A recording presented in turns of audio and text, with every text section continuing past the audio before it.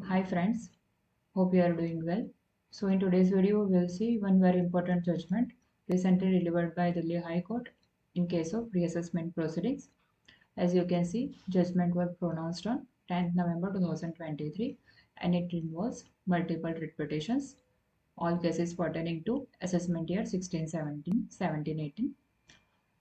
So, write this ruling, Delhi High Court entirely rejected the time travel back theory of Department Revenue established by CBDT instruction, where monetary limit is 50 lakh और less, जहां income का escapement 50 lakh से कम है, वहां 16, 17 और 17, 18 के लिए reopening नहीं हो सकती एज पर this ruling of the Delhi high court because 3 years already elapsed हो चुके हैं, 3 years निकल चुके हैं नोटिस इश्यू करने के लिए. सो ये judgement not only for that 2 years but in future also, जहाँ 50 लाख से कम है मॉनिटरी लिमिट एस्केपमेंट की और 3 साल निकल चुके हैं, तो डिपार्टमेंट रेवेन्यू कोई नोटिस इश्यू नहीं कर सकता. सो ये एसएससी को आगे भी इन फ्यूचर ईयर्स ऑल्सो फायदे कराने वाला जजमेंट है. As you can see, it involves multiple writ. Let's get into ruling.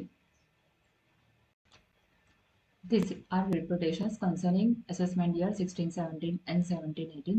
The contention of the petitioner is that in cases where alleged escapement income is below prescribed monetary threshold of 50 lakhs, the period of limitation as stipulated under clause A of subsection 1 or 149 of the Act would be applicable.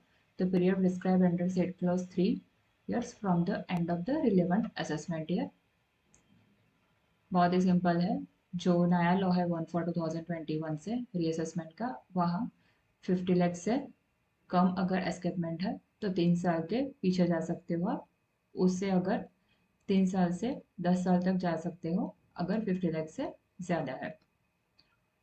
So that was the main contention of the assessee.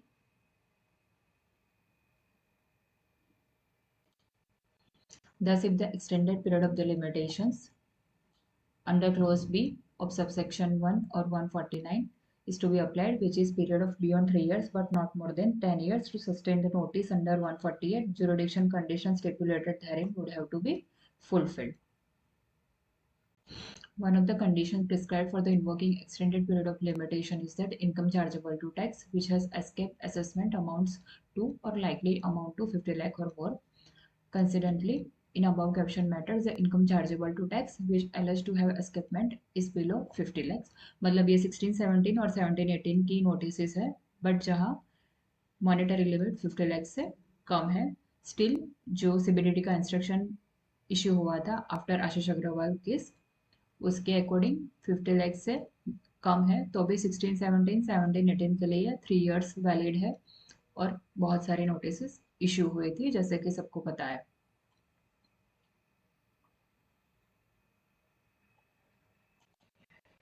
Although the plain language of the provision of 149(1)(a) and (b) provide for the limitation for the notices to be issued under section 148, hence if applied would, according to the SSC, result in being declared inefficacious the revenue content to be contrary. As per the revenue, notices are time limit within the based on the cogent reading of the provision mentioned above in the judgment rendered by the Supreme Court in case of Ashish Agrawal. Instruction number 1 of 2022 dated 11th May issued by the CBDT as read by the TOLA.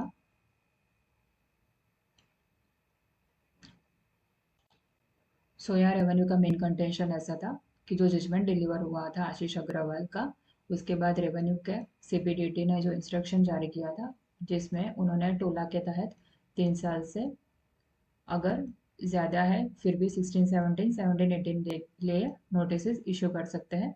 फिर यहाँ Delhi high court ने बहुत ही detail में टोला क्या है और टोला की एप्लीबिलिटी क्या है अगेंस्ट जो अमेंडमेंट हुई है फाइनेंस एक्ट 2021 के द्वारा इनकम टैक्स एक्ट में, उसको बहुत ही डिटेल एनालिसिस किया है. So let's see what Delhi High Court says. Analysis and reason. The only issue is arises for our consideration, that too concerning events 16, 17 and 17, 18 is whether the impugn order passed under section 148 AD consequent notice issued under 148, false fall of the limitation prescribed in 149(1)(a) clause. 149(1) amended 1961 Act mandates that no notice under 148 would be issued for the relevant AY if 3 years have elapsed from the end of the AY CDY. The AO can take recourse to the extended limitation period if the condition precedent prescribed in clause B are fulfilled. In other words, in a case where 3 years from the end of the relevant AY have elapsed, the AO can issue notice under 148 provided condition prescribed in clause B as amended are fulfilled. Therefore, after coming into force Finance Act 21, in cases where for relevant AY the alleged escapement was less than 50 lakhs, notice under 148 could only be issued for commencement of the reassessment proceedings within the time limitation provided in clause A. Thus, in ordinary course, limitation of 1617 would expire on 31st March 2020. Likewise, 1718, the end date for the accumulation of the limitation period would be 31st March 2021. Right. The revenue seeks to take recourse of the provision section 3(1) of the TOLA and notification issued thereunder from time to time, which in effect extended the end of the completion of proceedings and compliances up until 31st June 2021. The arguments advance on behalf of the revenue that since time limits have been extended by central government by virtue of TOLA and therefore impugn actions which were taken much before due date, that is 31st June 2021, were valid in eyes of law is misconceived for the following reason.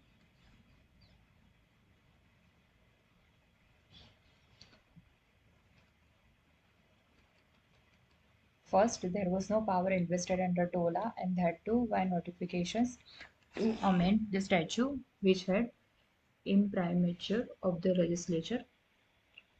Since with effect from 1st April 2021, when Finance Act 2021 came into force, notification dated 31st March 21 and 27 April 21, which are sought to be portrayed by revenue as extending the period of limitation, were contrary to the provisions in our opinion.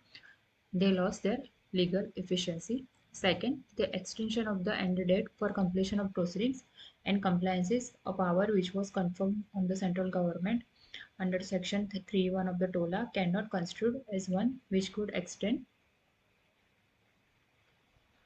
the period of limitation provided under section 149(1) as per the ratio enumerated in Ashish Agrawal case. Section 149(1)(a) would apply for AY 1617 and 1718. मतलब government के पास कोई ऐसा power नहीं है टोला के तहत कि जो वो पार्लियामेंट ने एक्ट को बनाया है, पास किया है फाइनेंस एक्ट 2021, उसको ओवर पावर करके कोई नोटिफिकेशन इशू करे, और ऐसी डिपार्टमेंट ऐसा कोई स्टैंड नहीं ले सकता है. ना ही सेंट्रल गवर्नमेंट के पास कोई ऐसा पावर है, ना ही इनकम टैक्स डिपार्टमेंट के पास है. सो जो 149(1) की टाइम लिमिट है 3 इयर्स की, where escapement is less than 50 lakhs, वो 1718 और 1617 दोनों के लिए एप्लीकेबल होगी.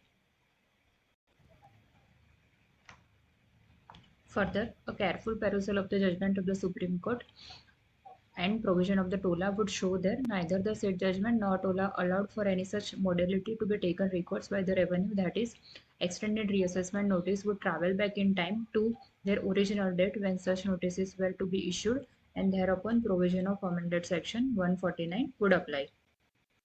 Apart from anything else, the aforesaid provision contained in instruction dated are beyond powers confirmed on the CBDT under section 119.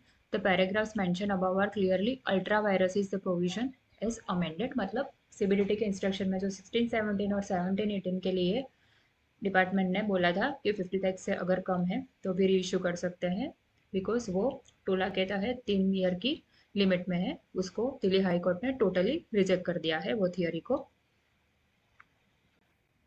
Furthermore, a perusal of the judgment of Supreme Court rendered in Ashish Agrawal would show that it did not rule on the provisions contained in TOLA or impact they could have on reassessment proceedings. In any event, TOLA conferred no such power on CBDT. Besides,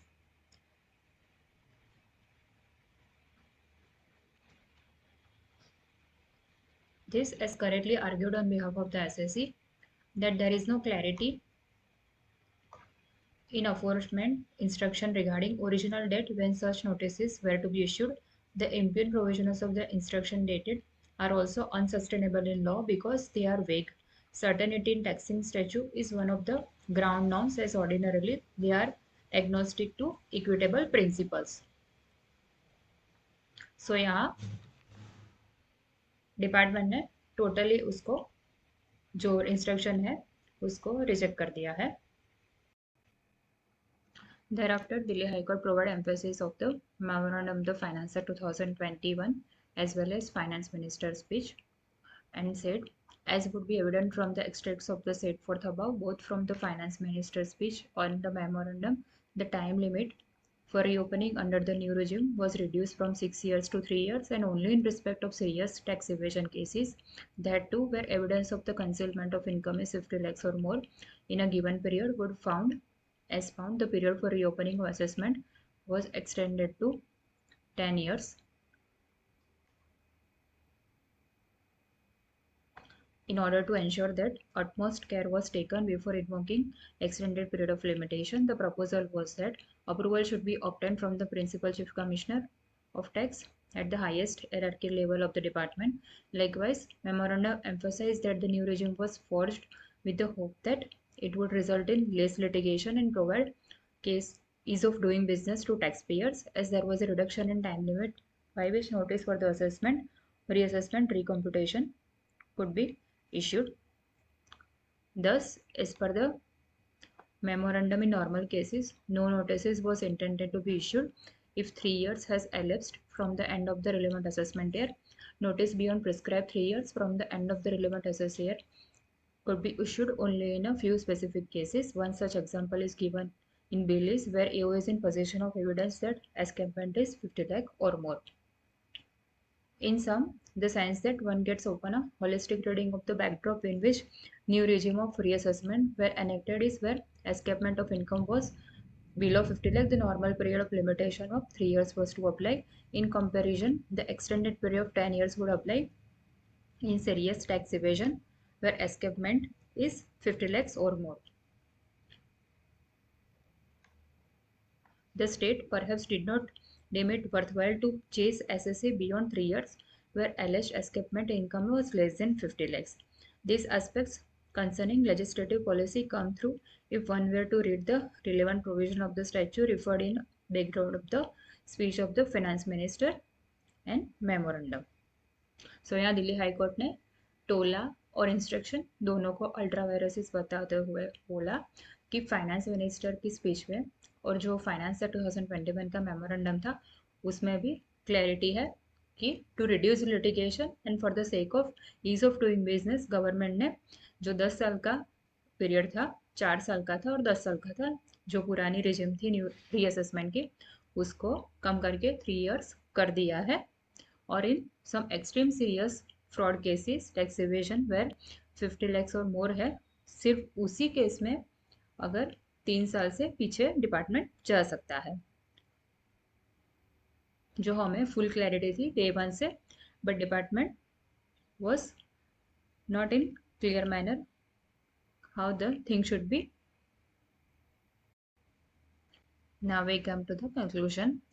Therefore, having regard to the foregoing discussion, we are of the opinion that impugn actions, which include order passed under section 148 AD and consequent notices issued under 148 of the 1961 amended concerning 1617 and 1718, cannot sustain.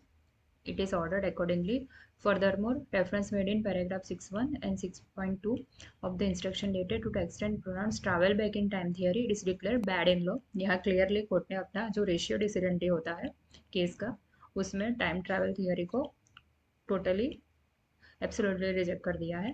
The writ petitions are disposed in aforesaid terms.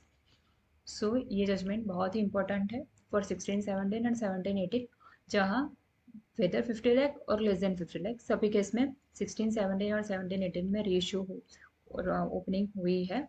Not only that, in future years आने वाले सालों में भी जहाँ less than 3 years है और less than 50 lakh है तो 3 साल से ज़्यादा वो लोग जा नहीं सकते उस केस में ये जो डिसीजन है बहुत ही फ़ायदेमंद होने वाला है फॉर टैक्स पेयर्स।